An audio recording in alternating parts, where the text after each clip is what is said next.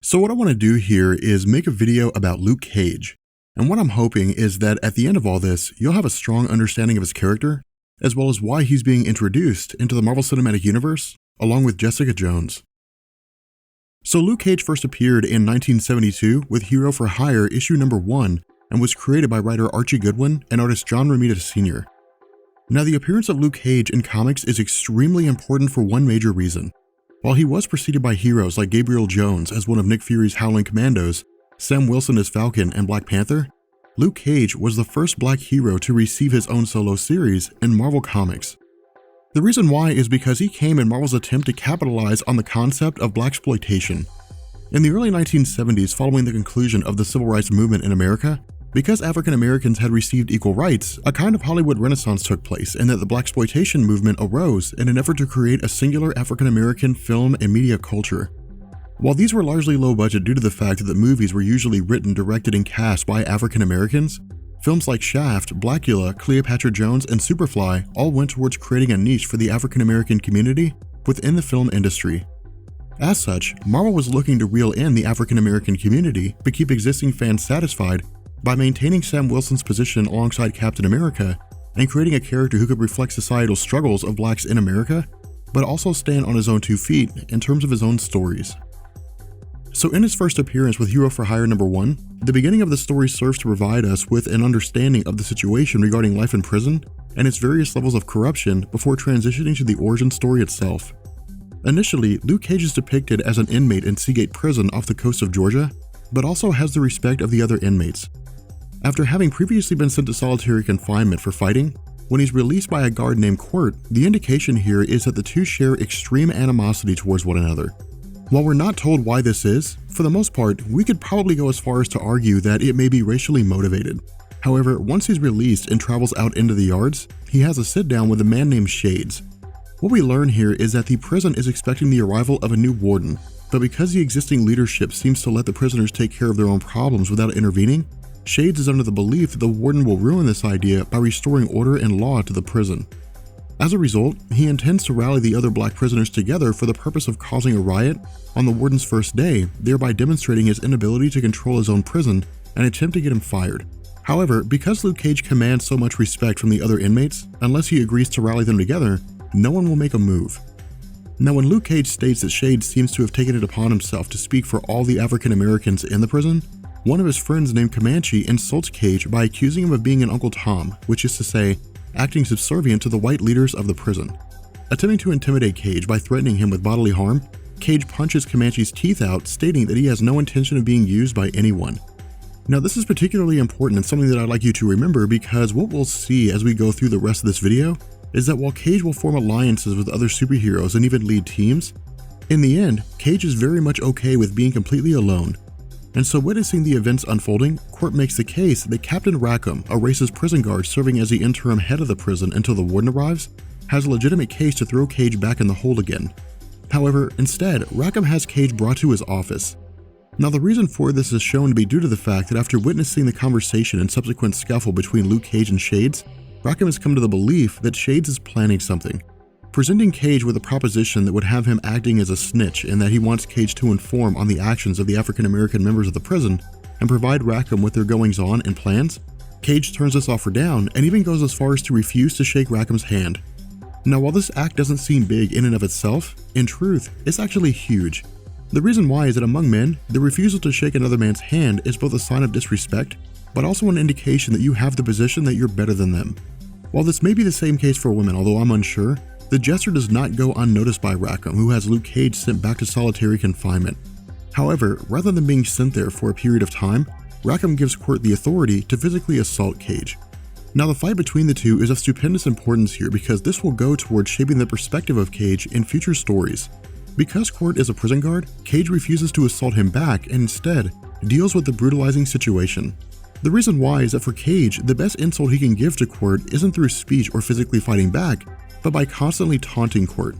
What this does is make Quirt out to be a failure and that while his actions have the intention of breaking Cage's spirit, he's ultimately unsuccessful as Cage simply refuses to give in despite the viciousness of the attack. Furthermore, Cage taking the higher ground goes towards the respect the other prisoners have for him and that despite it all, Cage's refusal to acquiesce makes him strong in both body and spirit. And so with the various guards pulling Court off of Cage due to the fact that he's lost control and is simply attacking Cage out of anger, this scene is met with the arrival of the new warden. Witnessing Court both taunting Cage and stating that he intends to do everything he can to make his life as miserable as possible, the warden fires Court on the spot, and rather than dismissing him from the premises immediately, instead locks him in a cell with Cage. Instructing the guards to keep the door locked for 10 minutes, Luke Cage savors the opportunity to treat Court to a full-course meal composed of knuckles and elbows. Now picking up with the warden's arrival at the office of Rackham, rather than turning around and greeting the warden, Rackham assumes that Court has re-entered the room. Congratulating Court on his actions of beating Cage, the warden speaks up, stating that his intention to arrive early and unannounced was for the purpose of catching the prison staff off guard and seeing exactly how the places ran. Removing Rackham from his position as captain, rather than firing him as he did with Court, the warden gives Rackham the opportunity to demonstrate his competence as an employee at Seagate by working as a guard and following the appropriate security measures. From here, the story transitions back to Luke Cage and provides us with the origin of his character. Receiving a visit from a man named Dr. Burstein, Luke Cage is physically examined regarding his injuries, but Burstein also drops some indications that he wants to work with Cage. While this is initially ambiguous, what he says is that he started a science project of sorts with the purpose of using a man of unique skill sets to see it to its fruition. Again, where this is the only information we get at the moment, the interview between Burstein and Cage brings us his full backstory. What we're told here is that as a child, Luke Cage had grown up on the streets of Harlem. Because the life that he had led required doing whatever it took to survive, Cage and others had engaged in illegal activities of thieving and hustling in order to get by. Forming a friendship with a man named Willis Stryker, as the two grew older, their actions became more and more extreme. Now, while Marvel doesn't really say it, the indication here seems to be that Cage and Stryker may have engaged in murder on a couple of occasions, but during their time together, they each developed a special set of skills. Stryker became exceptional at using throwing knives, while Luke Cage became unbeatable in a fistfight. However, where Luke found satisfaction in his life as a con artist and a thief, Stryker pursued a life of high-end crime, including racketeering, which is when criminals run illegal businesses like underground gambling rings, or embezzle money, meaning that they steal from the company. Furthermore, while the two had never really been in competition before, all of that changed when they met a woman named Reva. Because the fast life of Stryker allowed for a lot of money to be made in a short amount of time, he was able to provide Reva with lavish things like clothes and the nightlife, but because he had given no thought to his actions outside of making money, Stryker was visited by two men from a rival gang called the Syndicate. What we learn here is that Stryker's expansion of his criminal empire saw him moving in on the turf of the Syndicate, and while they had previously warned him to back off, Stryker chose to ignore them. Attempting to leave through the side door with Reva to avoid the hired muscle, Stryker's met with the henchmen of the Syndicate who figured his plan and lied in wait. After beating him up, Reva made a break for it, running to Luke Cage for help. Because Cage considered himself to be a man of honor, while he and Stryker were rivals when it came to Reva, in the end, the two were still friends and had been through too much to throw it all away over their affections regarding a woman. Coming to the aid of his friend and pummeling the hired muscle due to his fighting skill, Cage and Reva take Stryker to an abandoned building for the night.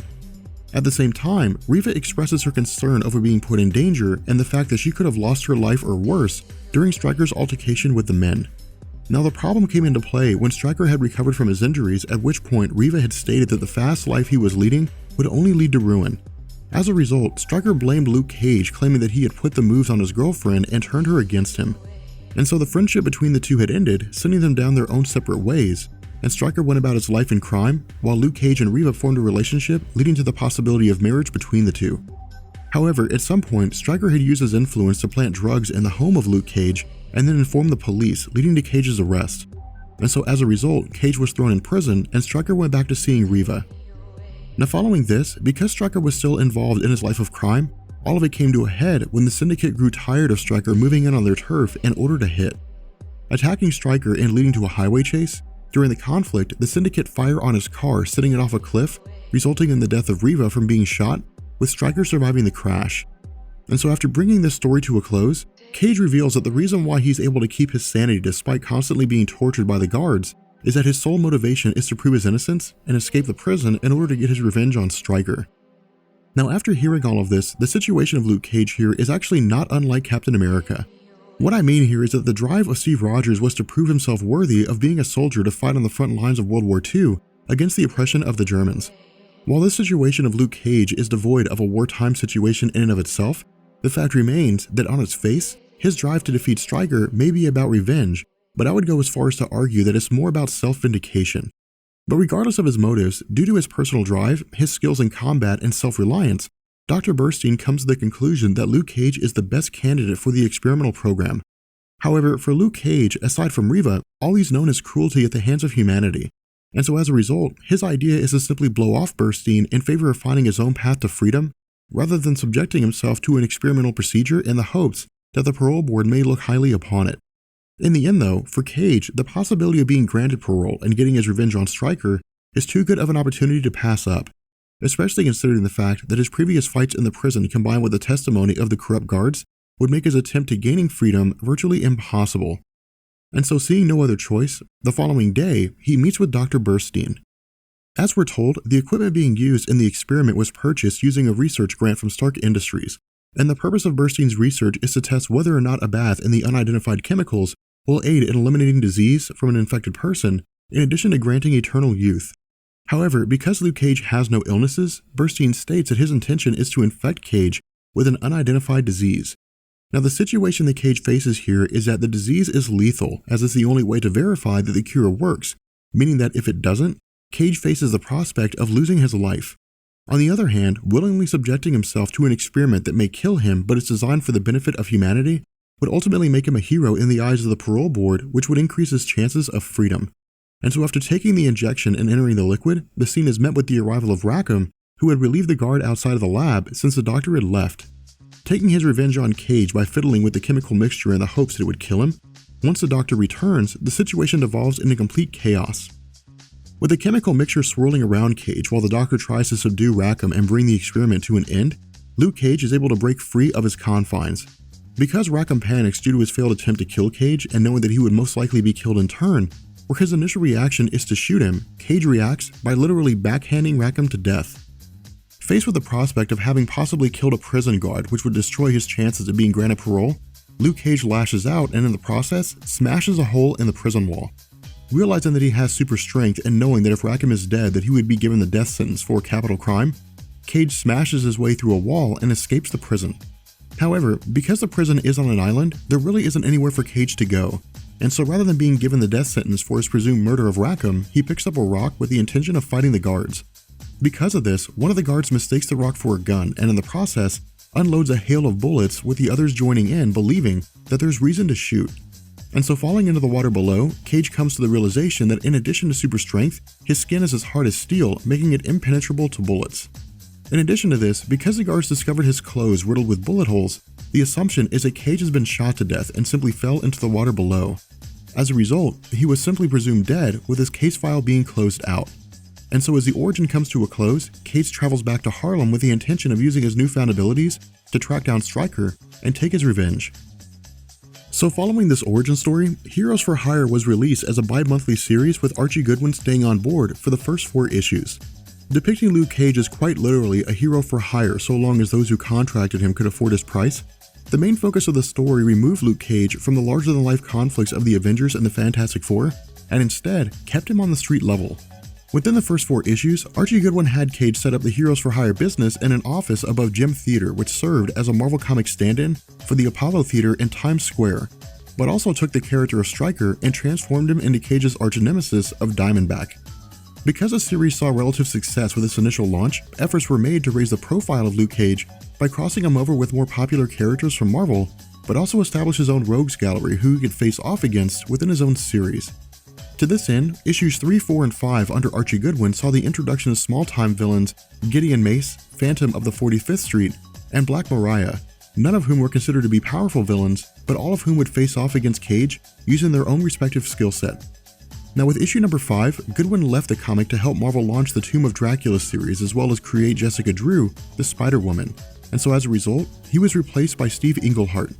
Because Englehart had demonstrated his ability to tell successful stories with a series of titles under his belt, including Iron Man number 45, Sergeant Fury and his Howling Commandos number 97, The Incredible Hulk number 152, and Journey into Mystery Volume 2 issue number 1, Marvel editor-in-chief Roy Thomas was looking to bring Englehart in as a way to continue the successful recipe of Goodwin, but also expand on Luke Cage's character within Marvel as a whole. In addition to this, because Marvel was moving towards more of a racially diverse comic line, Englehart expanded the rogues gallery of Cage to include Hispanic villain Senor Muerte, Native American villain Lion Fang, in addition to the return of Shades and Comanche from his time during incarceration at Seagate prison. Furthermore, in an effort to bolster Cage's popularity in mainstream comics, Heroes for Hire issue number 9 saw Cage teaming up with the Fantastic Four in an effort to recoup money owed by Dr. Doom for a contract that Luke Cage had carried out.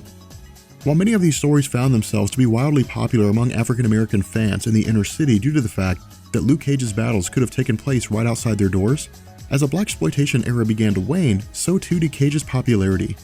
Because the blaxploitation movement had as many supporters as it did critics in that some viewed it as a way to empower Black Americans, while others believed that it promoted Black stereotypes, between 1974 and 1979, organizations like the National Association for the Advancement of Colored People, also known as the NAACP, the Christian Leadership Conference, and the National Urban League all worked together for the purpose of dismantling the blaxploitation genre. As a result, by issue number 14 in 1974, Englehart had left the series to focus on his run of the Avengers, with Cage's comics being handed over to Tony Isabella, which lasted until issue number 16, at which point the series was cancelled and relaunched as Power Man, with the numbering continuing at issue number 17. Following this, the stories of Luke Cage under his Power Man alias achieved the popularity Marvel was looking for due to the fact that he was now operating as a superhero under the same mantra as the rest of Marvel's lineup, rather than an outlier working on the fringes of the superhero community. In addition to this, Cage's popularity was bolstered even further when Wine rolled his character over to operate as part of the superhero team, the Defenders.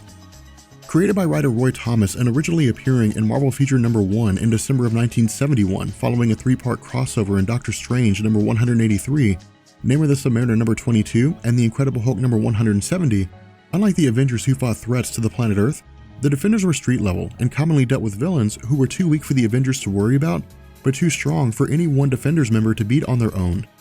Because the Defenders base at the time consisted of Brunhild, a member of the Asgardian warrior race called the Valkyrie with the same powers as Thor minus his hammer, Nighthawk, a man with super strength, speed, durability, reflexes, and senses in addition to Doctor Strange and the Hulk,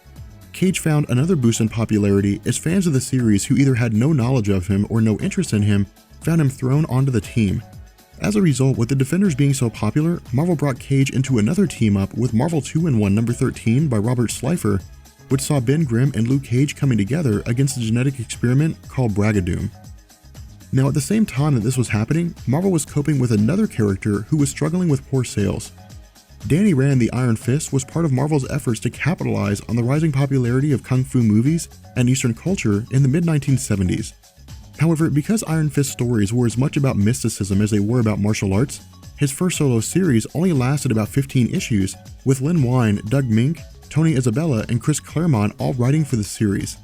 Much like DC's Green Lantern and Green Arrow during the 1970s by Neil Adams and Dennis O'Neil, Marvel took the step of attempting to salvage the Luke Cage and Iron Fist publications by bringing the two together. Relaunching the Power Man line a third time and rolling Danny Rand in, under Chris Claremont, the comic was retitled Power Man and Iron Fist. Considered to be the most notable run of both characters' time in Marvel and a fan favorite, in truth, while Claremont had engineered the crossover of the two titles resulting in their combination into one, it wasn't until the arrival of Mary Jo Duffy that the series became popular. Because Claremont was writing for Uncanny X-Men at the time along with John Byrne as artist, the task of launching a team title between Luke Cage and Iron Fist was virtually unmanageable due to the complex nature of the stories within the X-Men franchise. As a result, where Mary Jo Duffy found success in Marvel with stories like Rom the Space Knight, Duffy was transferred to the Power Man Iron Fist title due to her success with Rom.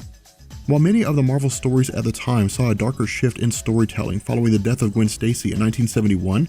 Duffy kept the Power Man Iron Fist comic lighthearted and entertaining, with very few fight scenes, and instead focused heavily on the friendship between the two by providing constant banter. As a result, the back and forth between Cage and Rand led to a massive boost in popularity which drove the efforts of Duffy even further. Because Claremont's X-Men was the golden goose of Marvel at the time, with focus being emphasized on the interpersonal relationships of the characters and providing their day-to-day lives, the formula was replicated by Duffy, who provided readers with a day-in-the-life-of style of stories in each comic. However, where Duffy's approach was successful in terms of sales, at the time, Marvel was pushing for darker stories across the board. As a result, Duffy was removed from her position as writer and replaced by Kurt Busiek. As a younger writer looking to make his bones in the industry, Busick was initially hired as a fill-in writer for issues 89 through 93, and following his success, was brought on as the main writer of the series. However, much like Duffy, Busick preferred the lighthearted tone of the stories, with his writing style actually influenced by Duffy herself. And so, like Duffy, after only 6 issues, Marvel terminated their contract with Busick, who went on to write for the Green Lantern series.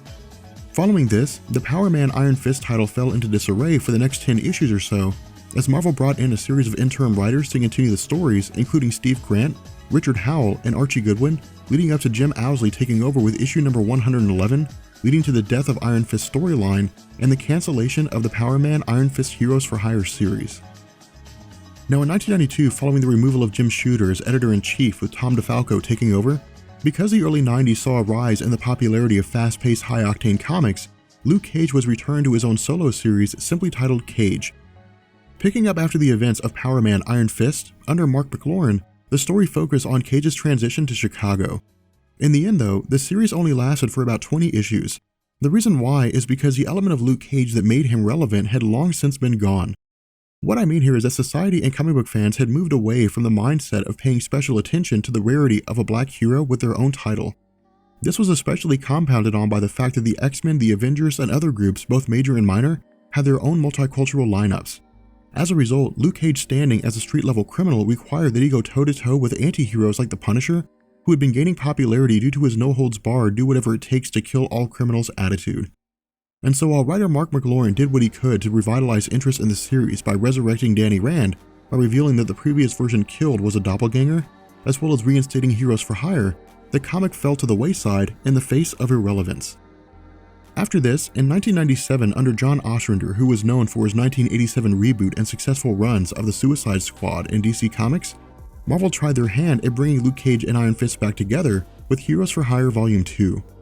As fallout from the Onslaught saga, which saw the presumed deaths of the Avengers and the Fantastic Four, the second volume of Heroes for Hire picked up the slack by bolstering their ranks to include Deadpool, She-Hulk, Black Knight, Jim Hammond the original Human Torch, Scott Lang, and White Tiger, all of whom function in the same manner as the original Power Man Iron Fist team, and that they took contracts to deal with credible threats and criminals. However, because the sales of this comic were low, the series only lasted for 19 issues before again it was cancelled. At this point, we jump to 2001 with Brian Michael Bendis' creation of Jessica Jones. As part of the Marvel Max imprint, which focused on more adult-oriented material, the story served as a retcon of sorts to cover the time when Luke Cage was not present in Marvel Comics. Where the series followed Jessica Jones and her time as a private investigator, Luke Cage's involvement in the beginning of the series was more of a sexual interest for Jones in that the two were on-again, off-again lovers. However, his role as a supporting character came during the storyline Purple, which saw Bendis expanding on the history between Purple Man and Jessica Jones. During this time, Cage was depicted as a caring and nurturing boyfriend who provided a crutch for Jones to use as she coped with confronting Kilgrave at the request of the family members of victims. Now by 2004, following the cancellation of the Avengers title with Avengers Disassembled, under Brian Michael Bendis, the chaotic appearances of Luke Cage came to an end with the launch of New Avengers. Using the first 6 issues to introduce a story called The Raft, which saw Electro being contracted to free the prisoners of the superhuman prison off the coast of New York, with Cage arriving as one of the heroes attempting to corral the villains back in, he was approached by Steve Rogers to join the new roster of the Avengers alongside Wolverine, Iron Man, Spider-Woman, and Spider-Man. Staying on as a member of the team for the next 5 years, during the events of 2006's Civil War, the New Avengers are temporarily disbanded in light of the fact that the superhero community is split on the idea of registration. Where Jessica Jones retreats to Canada and away from the conflict within the United States, Luke Cage stays behind, fighting alongside Steve Rogers and his Secret Avengers.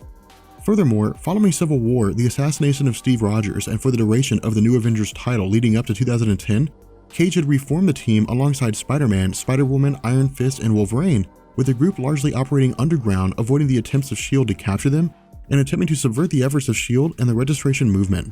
However, by 2010, following the events of Siege and the elimination of superhuman registration, New Avengers Volume 2 began as a monthly series, and under the banner of the Heroic Age, which sought to remove the stories away from their darker themes, Bendis wrote the group being led by Luke Cage and consisting of Victoria Hand, Iron Fist, Jessica Jones, Mockingbird, Carol Danvers, Spider-Man, Ben Grimm, and Wolverine.